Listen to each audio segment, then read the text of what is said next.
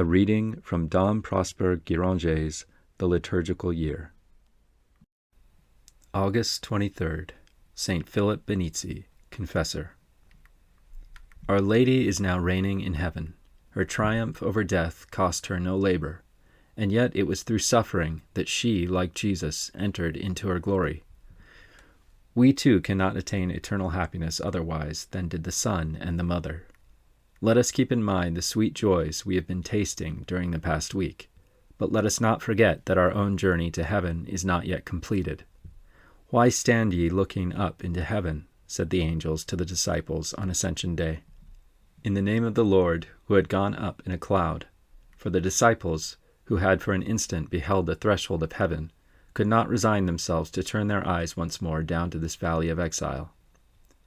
Mary, in her turn, sends us a message today from the bright land whither we are to follow her, and where we shall surround her after having in the sorrows of exile merited to form her court.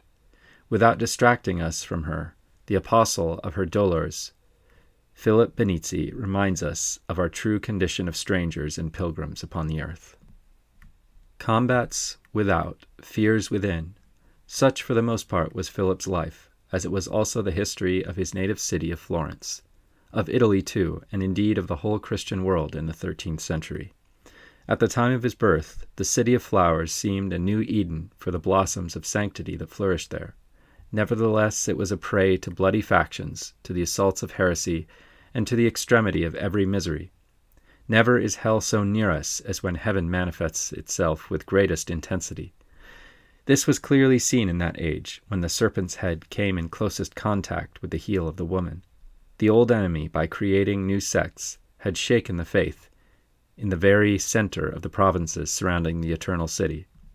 While in the east, Islam was driving back the last crusaders, in the west the papacy was struggling with the empire, which Frederick II had made as a fief to Satan. Throughout Christendom, social union was undone, faith had grown weak, and love cold. But the old enemy was soon to discover the power of the reaction heaven was preparing for the relief of the aged world. Then it was that Our Lady presented to her angered son Dominic and Francis that by uniting science with self-abnegation, they might counterbalance the ignorance and luxury of the world. Then, too, Philip Benizi, the Servite of the Mother of God, received from her the mission of preaching through Italy, France, and Germany, the unspeakable sufferings whereby she became the co-redemptress of the human race. Philip was born at Florence, of the noble family of the Benizi, and from his very cradle gave signs of his future sanctity. When he was scarcely 5 months old, he received the power of speech by a miracle, and exhorted his mother to bestow an alms on the servants of the Mother of God. As a youth, he pursued his studies at Paris, where he was remarkable for his ardent piety, and enkindled in many hearts a longing for our heavenly fatherland. After his return home, he had a wonderful vision, in which he was called by the Blessed Virgin to join the newly founded order of the Servites. He therefore retired into a cave on Mount Sonario, and there led an austere and penitential life, sweetened by meditation on the sufferings of our Lord.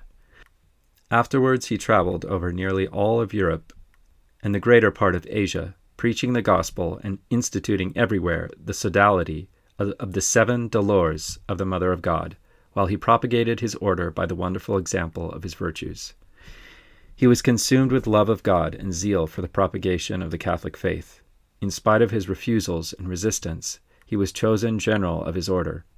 He sent some of his brethren to preach the gospel in Scythia, while he himself journeyed from city to city of Italy, repressing civil dissensions and recalling many to the obedience of the Roman pontiff. His unremitting zeal for the salvation of souls won the most abandoned sinners from the depths of vice to a life of penance and to the true love of Jesus Christ. He was very much given to prayer and was often seen wrapped in ecstasy. He loved and honored holy virginity, and preserved it unspotted to the end of his life by means of the greatest voluntary austerities. He was remarkable for his love and pity for the poor. On one occasion, when a poor leper begged an alms of him, at Comigliano, a village near Siena, he gave him his own garment, which the beggar had no sooner put on than his leprosy was cleansed. The fame of this miracle having spread far and wide, some of the cardinals who were assembled at Viterbo for the election of a successor to Clement IV, then lately dead, thought of choosing Philip, as they were aware of his heavenly prudence.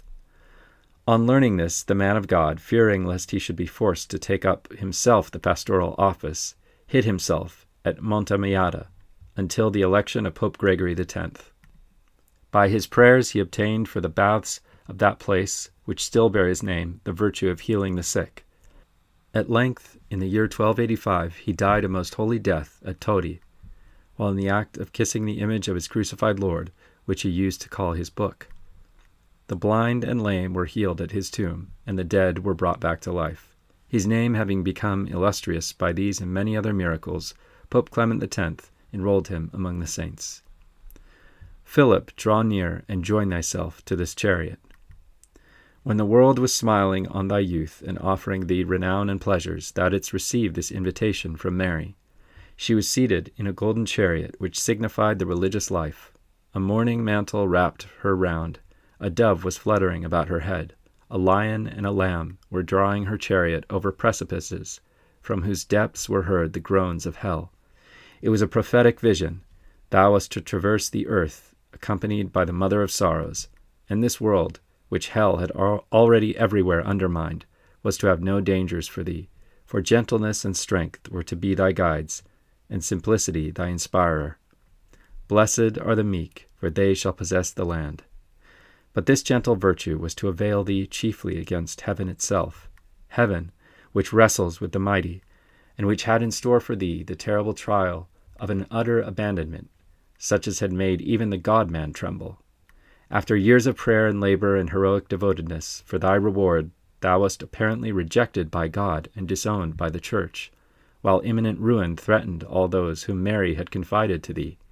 In spite of her promises, the existence of thy sons, the Servites, was assailed by no less an authority than that of 2 general councils, whose resolutions the Vicar of Christ had determined to confirm.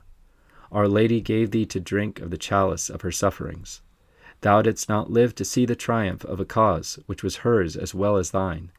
But as the ancient patriarchs saluted from afar the accomplishment of the promises, so death could not shake thy calm and resigned confidence.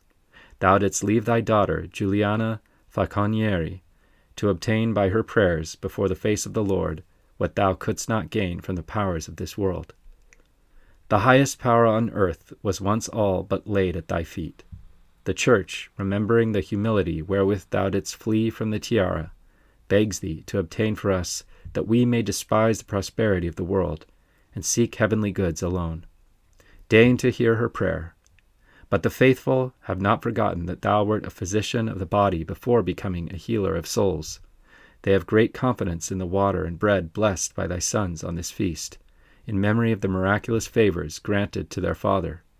Graciously regard the faith of the people, and reward the special honor paid to thee by Christian physicians.